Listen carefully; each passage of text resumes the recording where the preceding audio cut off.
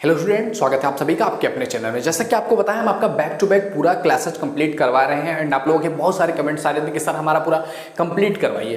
तो देखिए, इसमें तो थोड़ा सा टाइम लगता है चीज़ों को समझना, उसको आपके लिए इस तरह से प्रेजेंट करना जिससे कि आप समझ सको, क्योंकि मेरा दूसरा भी चैनल है जिस पर मुझे काम करना पड़ता है। सो इसमें थोड़ा सा देरी लग रहा है, बट मैं आपका पूरा कंप्लीट करवाऊंगा, डोंट वरी। ओके, तो चलो स्टार्ट करते हैं। आज हम पेपर 1 के चैप्टर नंबर 3 के बारे में बात करने वाले हैं एंड इसको आप बेसिकली चैप्टर नंबर 3 नहीं बोल सकते हो, आप टॉपिक नंबर 3 बोल सकते हो।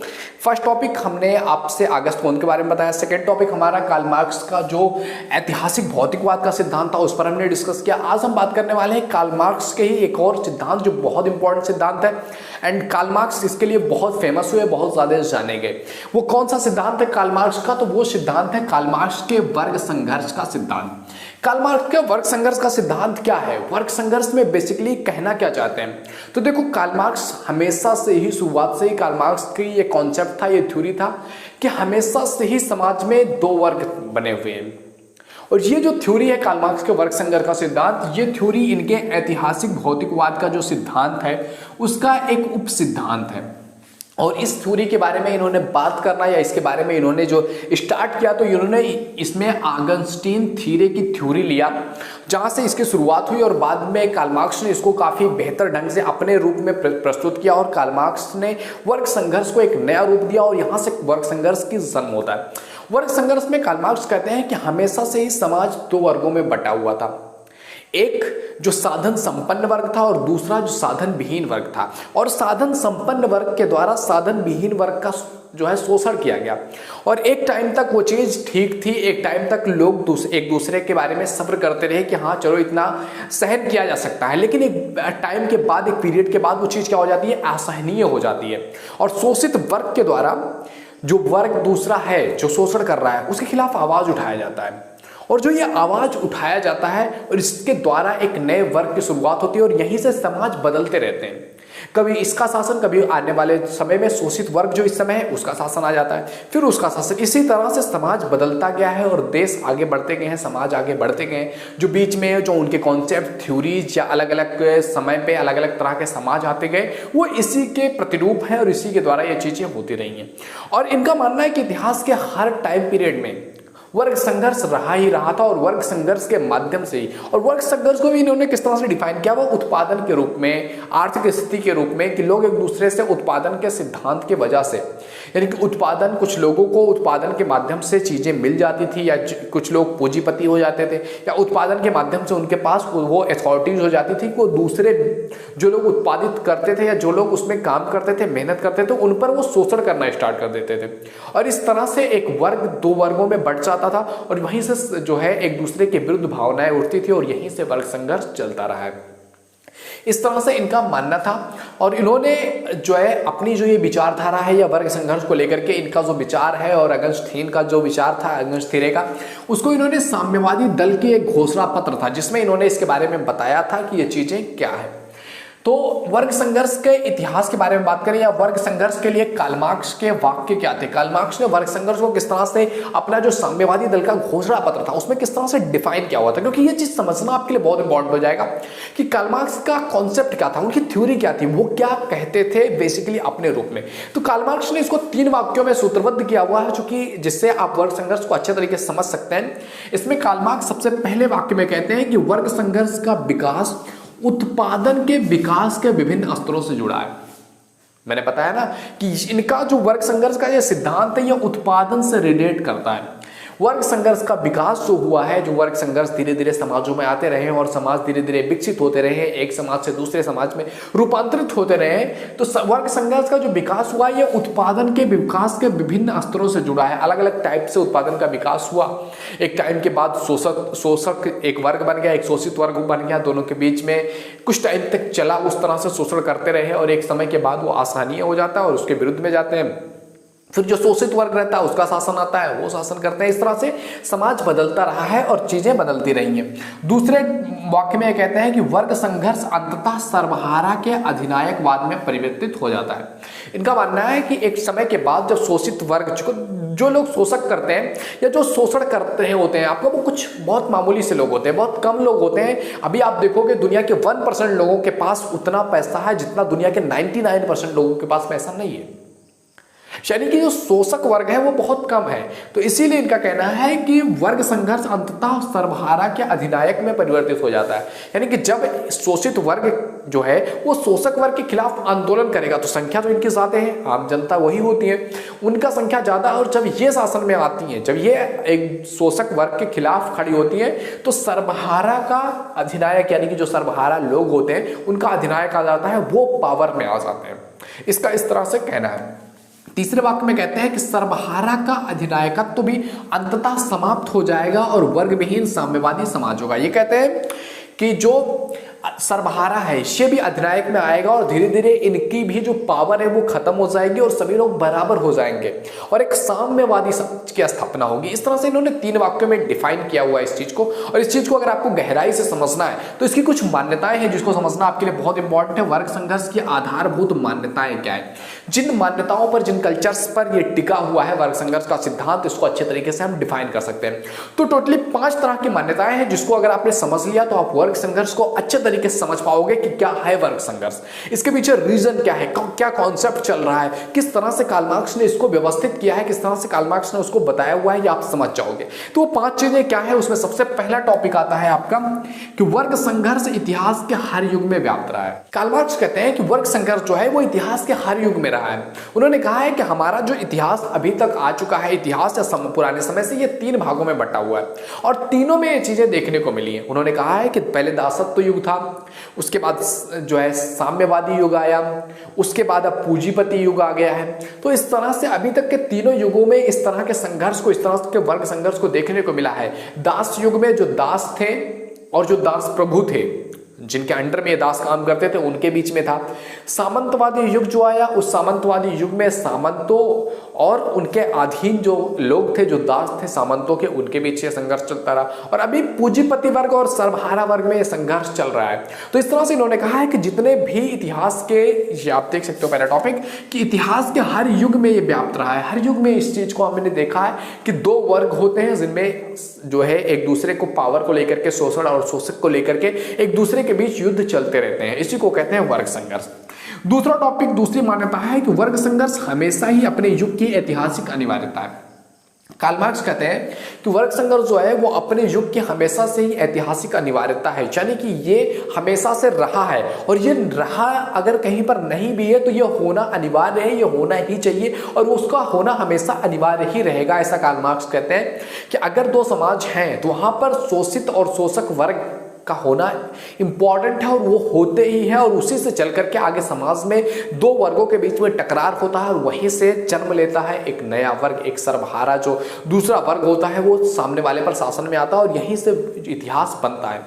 तीसरा बात उन्होंने कहा है कि तीसरी मान्यता जो इसको लेकर के है कि वर्ग संघर्ष, वर्ग और वर्ग संघर्ष हमेशा ही अपने युग के आर्थिक दशाओं के उत्पाद रहे हैं। इसमें कहने का अर्थ क्या है कि वर्ग जो है और वर्गों के बीच में जो संघर्ष है हमेशा से आर्थिक स्थिति को देखते हुए रहे। जब एक टाइम पर जो है सामंतवादी युग था, यानी कि जिस तरह से सभी लोग एक दूसरे के लिए काम किया करते थे, अच्छे से काम चल रहा होता था, सभी समान रूप से उसका लाभ ले रहे थे, तो किसी भी तरह का कोई वर्ग संघर्ष नहीं था। लेकिन धीरे धीरे जब उत्पाद आते गए तो उत्पाद पर कुछ लोगों का कब्जा होता गया और दूसरे लोग उनके लिए काम करते रहे और धीरे धीरे ये उत्पाद जिन लोगों के पास आया वो लोग उस पर कब्जा करते गए और कब्जा बढ़ाते बढ़ाते वो दूसरे वर्ग का शोषण करने लगे। और एक टाइम आया जब इस शोषण के विरुद्ध उन शोषित वर्ग ने उस पर जो है अपने अधिकारों को लेकर कि उत्पादन में उनको भी अधिकार मिलना चाहिए, उनको भी समान हिस्सा मिलना चाहिए और इसके लिए जब वो अटैक करते हैं या उसका विरोध करते हैं, उस पर जो है आंदोलन चलाते हैं, तो यहीं से वर्ग संघर्ष आता है सामने। चौथे टॉपिक पे चौथी जो इसकी मान्यता है वो है वर्ग संघर्ष हमेशा ही इतिहास के परम संचालक शक्ति रहा है। कार्ल मार्क्स कहते हैं जो वर्ग संघर्ष है ना, ये इतिहास को चलाने के लिए सबसे इंपॉर्टेंट पावर रहा है। हमेशा हर युग में ये मानते हैं कि वर्ग संघर्ष रहा है, क्योंकि हर युग में आर्थिक स्थितियां धीरे धीरे बढ़ती गई हैं और आर्थिक स्थितियां जैसे जैसे बढ़ती गई हैं, जैसे जैसे उत्पादन के तत्व आते गए हैं, वैसे वैसे ही ये संपर्क, ये गैप बढ़ता जा रहा है। ओके, तो ये इनकी मान्यता है। जैसे कि अगर आप अभी इस समय की बात करोगे तो वर्ग संघर्ष अगर आप देखोगे कितने सारे किसान, कितने सारे श्रमिकों में ये वर्ग संघर्ष चलता रहता है कि उनको जिस फर्म में वो काम करते हैं वहाँ उनको अच्छी सैलरी नहीं मिल रही है या उनके साथ बेहतर व्यवहार नहीं किया जा रहा है, या जो उनके पूंजीपति हैं वो उनके साथ अच्छा व्यवहार नहीं कर रहे हैं या उनको उनकी सैलरी नहीं मिल पा रही है, या मतलब एक हमेशा रहता है ना एक श्रमिक संगठन, आपने देखा होगा कई सारे कंपनीज में आपने देखा होगा श्रमिक संगठन होते हैं, किसान यूनियन बना हुआ है। क्यों? इसके पीछे रीजन क्या है कि एक यूनियन बना करके सामने वाला उनका शोषण कर रहा है, उसके विरुद्ध वो लड़ते हैं, पूंजीपतियों के विरुद्ध सर्वहारा युग लड़ता है। तो इसी तरह से चीजें चलती रहती हैं। अगली मान्यता इसको लेकर के है कि वर्ग संघर्ष का इतिहास वर्ग विहीन साम्यवादी सामाजिक व्यवस्था की स्थापना के साथ समाप्त हो जाएगा। ये कहते हैं कार्ल मार्क्स की जो वर्ग संघर्ष है ना, ये आने वाले टाइम पे समाप्त होगा और इनका ये मानना है कि ये जरूर समाप्त होने वाला है। और जब वर्ग संघर्ष समाप्त होगा, अभी जो वर्ग संघर्ष है पूंजीपति और सर्वहारा युग में, इनका मानना है कि सर्वहारा युग जब शोषित होकर के पूरी तरह से तंग आ जाएगा तो वो पूंजीपति के खिलाफ आंदोलन करेगा और वहां से ये पूरी तरह से वर्ग संघर्ष जो है सर्वहारा का युग हो जाएगा और सर्वहारा शासन में आ जाएंगे और उसके बाद सभी को समान रूप से सभी चीजें मिल जाएंगी और एक साम्यवादी युग की स्थापना होगी और पूरी तरह से ये वर्ग संघर्ष खत्म हो जाएगा और पूरी तरह से क्या होगा, लोग सभी बराबर रहेंगे, सभी अच्छे तरीके से सबको उत्पादन की शक्ति में बराबर का हिस्सा मिल जाएगा।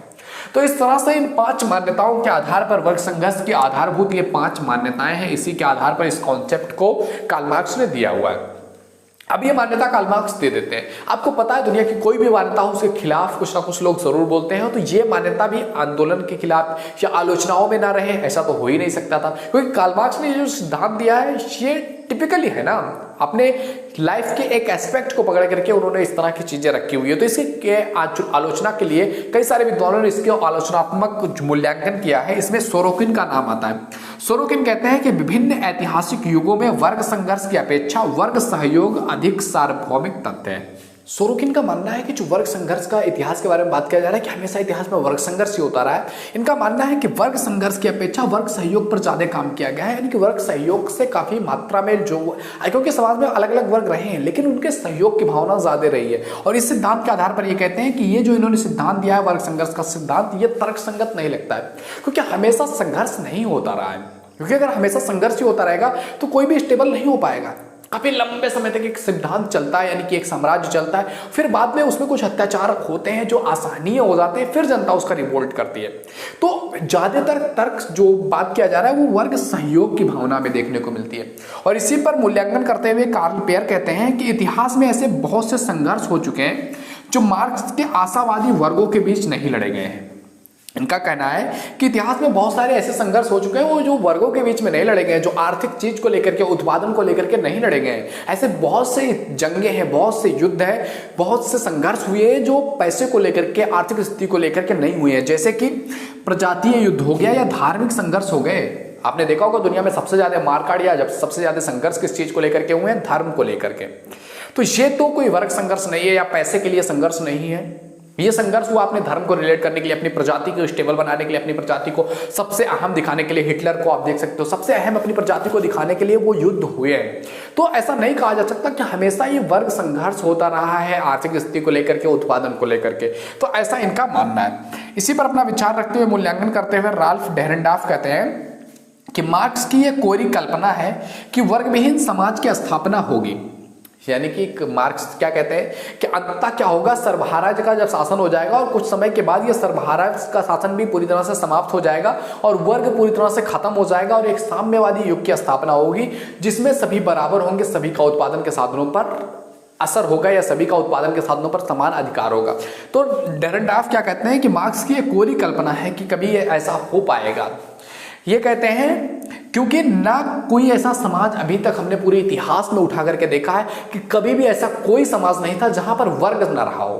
वर्ग हमेशा रहे हैं। पूरी दुनिया की आप हिस्ट्री उठा करके देख लो, कभी ऐसा नहीं रहा होगा कि सभी सेम रहे हो, सभी बराबर रहे हो। हमेशा कोई ऊंचा, कोई नीचा, कोई किसी तरह से अलग, कोई किसी तरह से अलग वर्ग रहा है।